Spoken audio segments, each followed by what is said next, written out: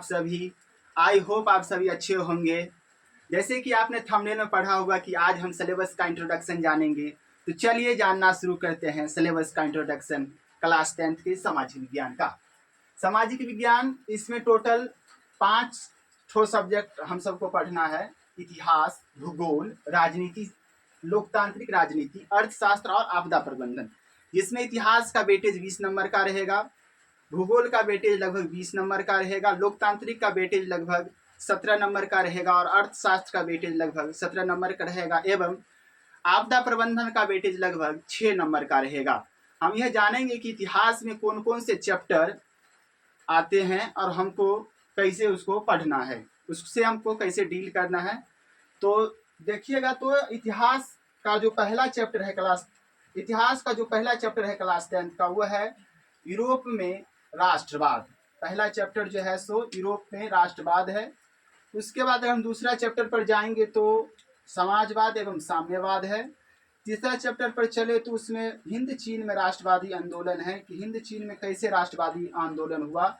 हिंद चीन इसको इसलिए बोला जाता है क्योंकि यहाँ पर हिंद, भारत का भी और चीन का भी इस क्षेत्र पर प्रभाव रहा, इसलिए इस क्षेत्र को हिंद चीन के नाम से जाना जाता है। इसमें हम ये भी जानेंगे कि हिंद चीन में कैसे आंदोलन रहा, इसमें बाओदाई के बारे में हम जानेंगे। इसके बाद हम चलेंगे भारत में राष्ट्रवाद, इसमें हम महात्मा गांधी, राष्ट्रपिता महात्मा गांधी के बारे में जानेंगे और बहुत सारे जो महानायक हुए हैं, किस प्रकार हमको आज़ादी मिली, इस सब के विषय में हम चैप्टर नंबर 4 में बात करेंगे। इसके बाद हम अर्थव्यवस्था और आजीविका के ऊपर चलेंगे। अर्थव्यवस्था आजीविका के चैप्टर खत्म होने के बाद हम शहरीकरण एवं शहरी जीवन नामक चैप्टर जो है सो शहरीकरण क्या होता है, शहरी जीवन क्या होता है, शहर में लोग किस प्रकार से रहते हैं, टॉल क्या होता है, चौल क्या होता है, इस सभी विषय में हम जानेंगे। ठीक है। इसके बाद इस चैप्टर को खत्म हो जाने के बाद हम जो है सो इसके बाद हम चलेंगे व्यापार और भूमंडलीकरण पर। इसके बाद हम चलेंगे व्यापार और भूमंडलीकरण पर कि व्यापार क्या होता है, भूमंडलीकरण क्या होता है। इसके बाद हम चलेंगे प्रेस, संस्कृति और राष्ट्रवाद पर कि किस प्रकार प्रेस ने राष्ट्रवाद को प्रोत्साहन दिया। 1781 के एक्ट को हम पढ़ेंगे। इसके बाद हम समझते हैं कि भूगोल में कौन कौन से चैप्टर हमको पढ़ने हैं। तो भूगोल में हमको पहला चैप्टर पढ़ना है भारत संसाधन एवं उपयोग। इस चैप्टर में हम जानेंगे कि संसाधन क्या होता है, संसाधन कितने प्रकार का होता है। इस चैप्टर को खत्म हो जाने के बाद इसी चैप्टर का दूसरा भाग है प्राकृतिक संसाधन, इसको पढ़ेंगे कि प्रकृति द्वारा जो प्रदत्त संसाधन है उसके विषय में जानेंगे। इसके बाद जो है हम जल संसाधन के बारे में जानेंगे। जल संसाधन की, जल की उपयोगिता क्या है, इसकी महत्ता क्या है, जल कितना है, इस सब के विषय में जानेंगे। इसके बाद हम जानेंगे वन एवं वन्य प्राणी के बारे में कि टाइगर्स की संख्या कितनी है, कौन कौन से जीव विलुप्त प्राय हो चुके हैं, कौन कौन से जीव विलुप्त होने वाले हैं। इसके बाद हम आगे चलेंगे, इसके बाद हम चलेंगे खनिज संसाधन के ऊपर कि खनिज कितने प्रकार का होता है, लौह खनिज क्या होता है, अलौह खनिज क्या होता है। इस चैप्टर में हम ये सब पढ़ने वाले हैं। इसके बाद हम चलेंगे शक्ति संसाधन पर, जैसे परमाणु शक्ति संसाधन हो गया, हाइड्रोइलेक्ट्रिक पावर हो गया। इस सब के जानने के बाद हम चलेंगे भारत में कृषि किस प्रकार से की जाती है, कृषि क्या होता है, एग्रीकल्चर क्या होता है, इस सब विषय में हम जानेंगे। इसके बाद हम चलेंगे निर्माण उद्योग पर। निर्माण उद्योग का मतलब जो निर्माण होता है, जैसे खिलौना उद्योग हो गया, चीनी उद्योग हो गया, इस सब के विषय में हम जानेंगे। और इसके बाद हम चलेंगे परिवहन, संचार और व्यापार पर। परिवहन, संचार और व्यापार, परिवहन किस प्रकार से होता है, कम्युनिकेशन यानी संचार किस प्रकार से होता है, संचार तंत्र आखिर किस प्रकार से विकसित है हमारे देशों में। उसके बाद हम जानेंगे बिहार, कृषि एवं वन संसाधन। बिहार के बारे में जानेंगे कि बिहार में कृषि वन संसाधन, इस बिहार का भूगोल क्या है, इतिहास क्या है, इस सभी के विषय में हम जानेंगे इसी चैप्टर में, बिहार कृषि एवं वन संसाधन में। इसके बाद हम इस सब चैप्टर खत्म हो जाने के बाद हम पढ़ेंगे मानचित्र अध्ययन। इसी के साथ आपका भूगोल भी खत्म हो जाएगा। धीरे धीरे से हम लोग पढ़ते हुए आगे बढ़ते जाएंगे। इसके बाद हम पढ़ेंगे लोकतांत्रिक राजनीति कि लोकतांत्रिक क्या होता है, आखिर डेमोक्रेसी होता क्या है। अब्राहम लिंकन का कथन क्या था कि जनता के लिए, जनता के द्वारा चलाई गई शासन व्यवस्था को लोकतंत्र, जनतंत्र या प्रजातंत्र कहते हैं। इसके विषय में जानेंगे कि आखिर लोकतंत्र क्या है, लोकतंत्र आखिर दुनिया में आया कैसे, इस सभी विषय में हम जानेंगे। इसमें पहला चैप्टर है जो है लोकतंत्र में सत्ता की साझेदारी, कि सत्ता की साझेदारी का महत्ता क्या है लोकतंत्र में, हम इसके विषय में जानेंगे। इसके जानने के बाद जो है हम जानेंगे कि सत्ता में साझेदारी की कार्य प्रणाली क्या होती है, यानी कार्यपालिका, विधायिका और न्यायपालिका के बारे में हम इसमें जानेंगे कि कार्यपालिका क्या होता है, विधायिका क्या होता है, न्यायपालिका क्या होता है, इसके विषय में हम जानेंगे। इसके बाद इस चैप्टर को खत्म हो जाने के बाद हम नेक्स्ट मूव करेंगे लोकतंत्र में प्रतिस्पर्धा एवं संघर्ष, कि लोकतंत्र प्रतिस्पर्धा क्या है, संघर्ष क्या है, कि संघर्ष आखिर किस प्रकार से है, प्रतिस्पर्धा आखिर किस प्रकार से है। जैसे राजतंत्र से लोकतंत्र को प्रतिस्पर्धा है कि राजतंत्र भी अपना पांव पसार रहा है लेकिन लोकतंत्र उससे ज्यादा मजबूत होते जा रहा है, इस विषय में हम भी जानेंगे इसमें हम।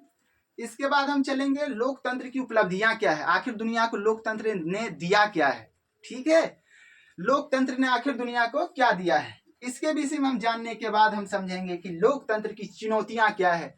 जैसे हम जानेंगे आतंकवाद क्या है, आतंकवाद एक लोकतंत्र की चुनौतियों के रूप में अभी बीच में उभर रहा है। जैसे आपने पहलगांव घटना के बारे में भी देखा होगा कि आतंकवाद ने किस प्रकार जो है से मासूम लोगों की निर्मम हत्या कर दिया है।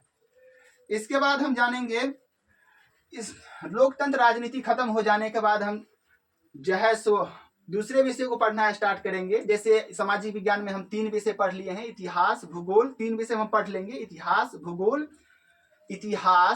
भूगोल और लोकतांत्रिक राजनीति। इसके बाद हम नेक्स्ट मूव करेंगे अर्थशास्त्र क्या होता है, अर्थव्यवस्था क्या होता है, दुनिया में अर्थव्यवस्था किस प्रकार से चलती है, इस सब के विषय में हम जानेंगे।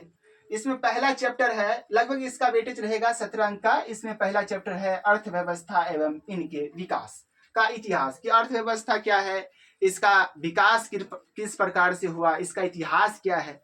इस सब को जानने के बाद हम नेक्स्ट चैप्टर को मूव करेंगे राष्ट्र एवं राष्ट्र की आय, राष्ट्र एवं राष्ट्र की आय, राष्ट्र क्या होता है, राष्ट्र की आय क्या होता है, इसके बारे में जानेंगे। इसके बाद हम नेक्स्ट चैप्टर पर मूव करेंगे मुद्रा, बचत और साख। मुद्रा क्या होता है, बचत क्या होता है, साख क्या होता है, इसके बारे में हम जानेंगे। मुद्रा क्या होता है, बचत क्या होता है, साख क्या होता है, इसके बारे में हम जानेंगे। भाग्य मुद्रा यानी डेस्टिनी करेंसी जो है सबसे पहले चीन में आया, इसके बारे में जानेंगे कि आप जो आज पेपर का नोट देख रहे हैं ये एक प्रकार से भरोसे का मुद्रा है, ये एक प्रकार से भरोसा है, विश्वास है, विल है। इसके बाद हम जानेंगे कि हमारी वित्तीय संस्थाएं क्या है, जैसे आरबीआई हो गया, एसबीआई हो गया, ये सब बैंकर्स हो गए, ठीक है। तो इसमें वित्तीय संस्थाओं के बारे में जानेंगे। इसके बाद हम नेक्स्ट मूव करेंगे रोजगार एवं सेवाएं, कि रोजगार क्या है, सेवाएं क्या है। आज देश में इतनी सारी बेरोजगारी है, बेरोजगारी के प्रकारों को पढ़ेंगे, छिपी हुई बेरोजगारी, प्रच्छन्न बेरोजगारी। इसी प्रकार से इस चैप्टर को हम पढ़ते हुए आगे हम बढ़ेंगे वैश्वीकरण, कि वैश्वीकरण क्या होता है, ग्लोबलाइजेशन क्या होता है, ग्लोबलाइजेशन कब आया, इसमें मनमोहन सिंह सरकार का क्या योगदान रहा, डॉक्टर से मनमोहन सिंह का क्या योगदान रहा, इसके विषय में हम जानेंगे। इसके बाद हम नेक्स्ट बढ़ेंगे आगे उपभोक्ता जागरण एवं संरक्षण। उपभोक्ता क्या होता है, उपभोक्ता क्या होता है, जागरण, उपभोक्ता जागरण एवं संरक्षण। इसके बाद हम पढ़ेंगे उपभोक्ता जागरण एवं संरक्षण, कि उपभोक्ता जो है, जो ग्राहक है, जो कस्टमर्स है, उसको किस प्रकार से जागृत किया जाए कि वो धोखाधड़ी से बच सके। इसके बाद इस चैप्टर को खत्म हो जाने के बाद हमारा अर्थशास्त्र भी खत्म हो जाएगा। तो अभी तक में हमने देखा क्या कि इतिहास में हमको कौन कौन से चैप्टर पढ़ने हैं, भूगोल में हमको कौन कौन से चैप्टर पढ़ने हैं, इतिहास का कितना वेटेज होगा, भूगोल का कितना वेटेज होगा, लोकतंत्र का कितना वेटेज होगा, और अर्थशास्त्र का कितना वेटेज होगा, और हम लास्ट जो विषय है, लास्ट जो सब्जेक्ट है सामाजिक विज्ञान का, उसके ऊपर हम चलेंगे। लास्ट सब्जेक्ट क्या है, आपदा प्रबंधन यानी डिजास्टर मैनेजमेंट, कि आपदा के समय उसका प्रबंधन कैसा होना चाहिए जिससे अधिक से अधिक लोगों को बचाया जा सके, लोग सुरक्षित रहे, घायल ना हो, लोग मरे ना, इसके विषय में हम जानेंगे। पहले जानेंगे कि आपदा क्या होता है, इसको एक परिचय के रूप में, इंट्रोडक्शन के रूप में हम सभी पढ़ेंगे।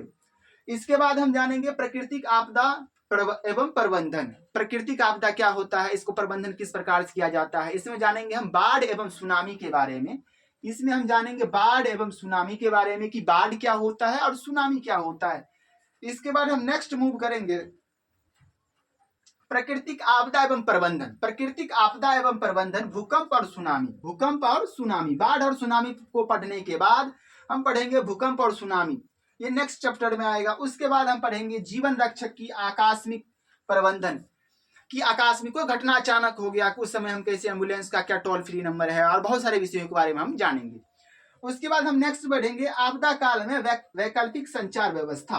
आपदा काल में वैकल्पिक संचार व्यवस्था क्या है, किस प्रकार से वैकल्पिक संचारों का उपयोग हम कर सकते हैं, इसके बारे में हम जानेंगे कि टोल फ्री नंबर लगभग इसी में हम पढ़ने वाले हैं। इसके बाद हम पढ़ेंगे आपदा और सह अस्तित्व, कि आपदा के समय हमको कैसे रहना चाहिए, कैसे अपने जीवन को हम बचा सकते हैं।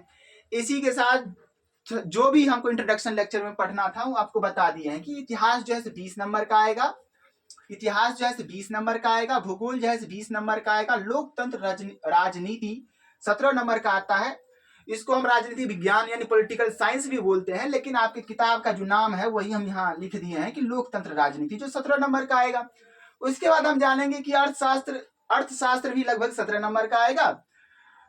देखिए इतिहास भी 20 नंबर का, इतिहास 20 नंबर का आएगा, भूगोल 20 नंबर का आएगा, लोकतांत्रिक राजनीति 17 नंबर का आएगा, और अर्थव्यवस्था लगभग 17 नंबर का आएगा। उसके बाद आपदा प्रबंधन भी लगभग 6 नंबर का आएगा। हमने आप सभी के साथ मिलकर के ये डिस्कस कर लिया है कि हमको इतिहास में कौन कौन से चैप्टर पढ़ने हैं, भूगोल में कौन कौन से चैप्टर पढ़ने हैं, लोकतंत्र राजनीति में कौन कौन से चैप्टर पढ़ने हैं, अर्थशास्त्र में कौन कौन से चैप्टर पढ़ने हैं, और आपदा प्रबंधन में कौन कौन से चैप्टर पढ़ने हैं। इसी के साथ इस लेक्चर को हम विराम देते हैं। मिलेंगे नेक्स्ट क्लास में। जय हिंद।